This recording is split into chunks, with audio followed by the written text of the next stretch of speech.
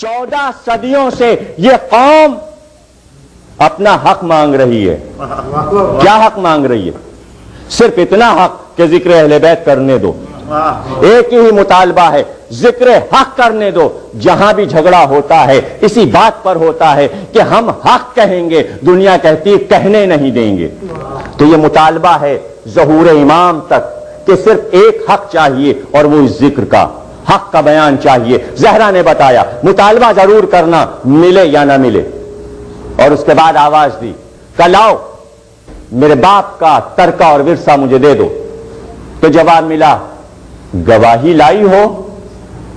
گواہ ہیں تمہارے پاس؟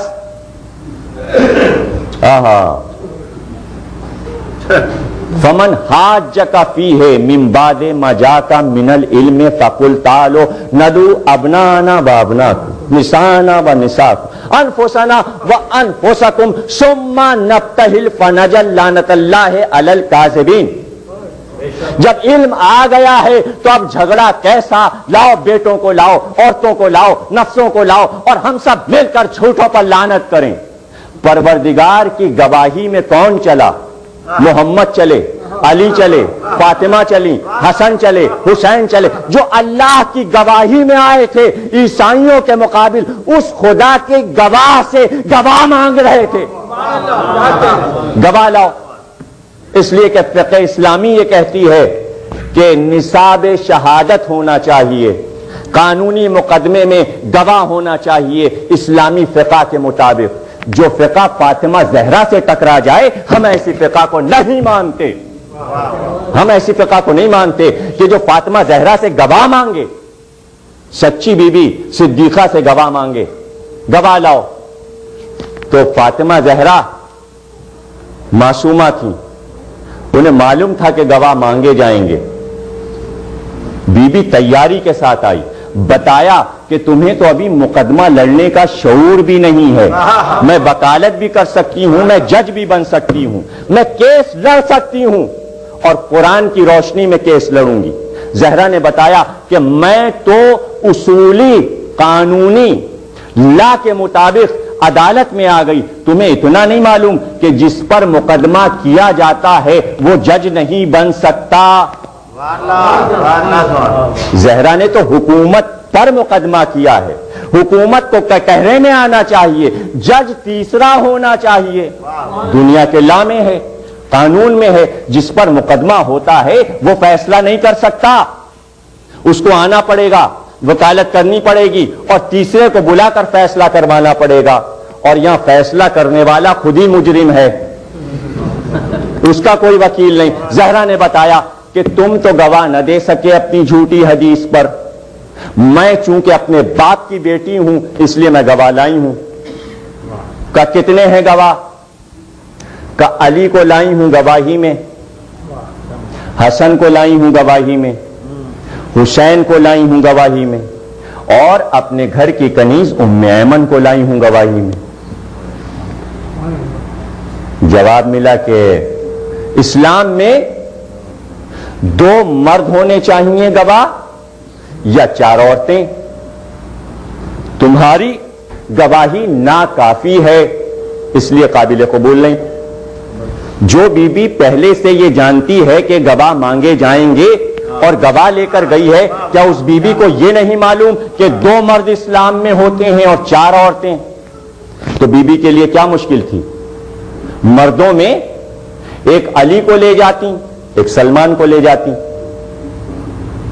2 گواہ ہو جاتے، بی بی کو مل جاتا ورثہ، مطالبہ بھی ختم ہو جاتا عدالت کا. اور اگر نہیں لے جانا تھا 2 مرد تو 4 عورتیں لے جاتی. 4 عورتیں پوری تھیں.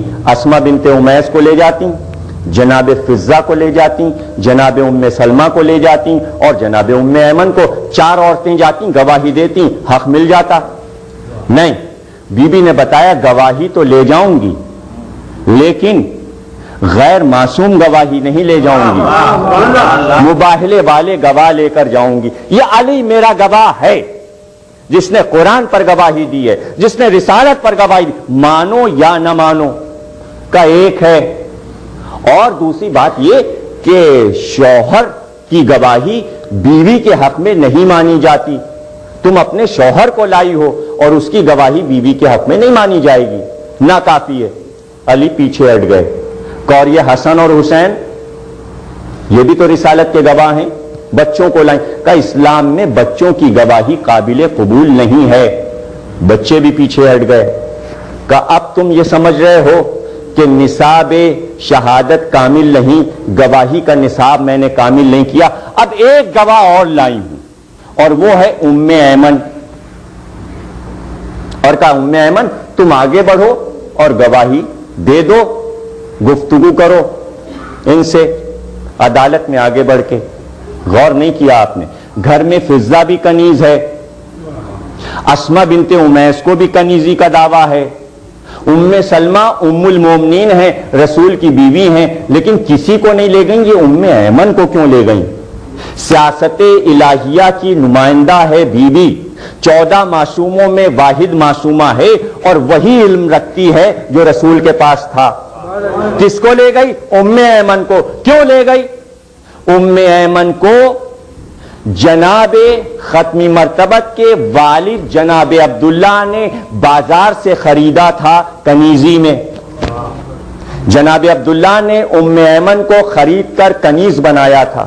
عرب کا دستور تھا کہ جب کوئی مر جاتا تھا تو مال و متاع بیٹے کو ملتا تھا, اس کے بعد اس کے بیٹے کو. تو اس میں زیادہ تر جو مال ہوتا تھا کنیزیں ہوتی تھیں, غلام ہوتے تھے, نیزے ہوتے تھے, تلواریں ہوتی تھیں, گھوڑے ہوتے تھے, ناقے ہوتے تھے. ظاہر ہے کہ بینک بیلنس تو نہیں ہوا کرتا تھا اس زمانے میں, یہی چیزیں تھیں اور اسی کی وراثت تھی. زمین تھی, باغات تھے, کھیت تھے.